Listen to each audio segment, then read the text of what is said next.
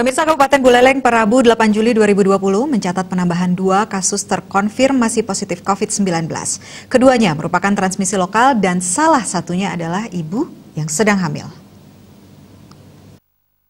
Yang sebelumnya sudah masuk dalam PDP. Hal tersebut disampaikan oleh Sekretaris Gugus Tugas Percepatan Penanganan COVID-19 Buleleng Gede Suyasa. Mereka diberi kode pasien dalam pengawasan 127 dan PDP 129, serta saat ini tengah diisolasi di RS Pratama Girimas. PDP 127 merupakan seorang ibu hamil asal Kecamatan Seririt. Pasien awalnya menjalani pemeriksaan di RSUD Buleleng, namun saat rapid test hasilnya reaktif, kemudian diswab dan hasilnya positif COVID-19. Sementara PDP 129 adalah warga asal Kecamatan Buleleng. Pasien mulanya hendak mencari surat keterangan bebas COVID-19 di RSPTN Unut untuk kepentingan bekerja di Jakarta. Namun setelah dilakukan tes swab, hasilnya juga positif. PDP 127 yang sebelumnya sudah masuk dalam PDP.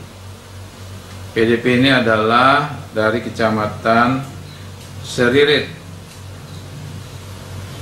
yang mengalami hamil, hamil anggur istilahnya.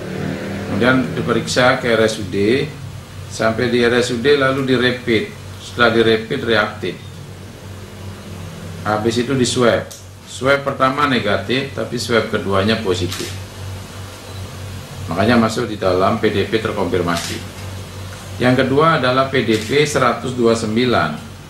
PDP 129 ini adalah PDP dari Kecamatan Buleleng yang berencana mau bekerja ke Jakarta.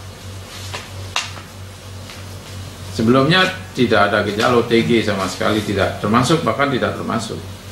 Namun karena mau ke Jakarta, melakukanlah swab mandiri di RSPTN Unut.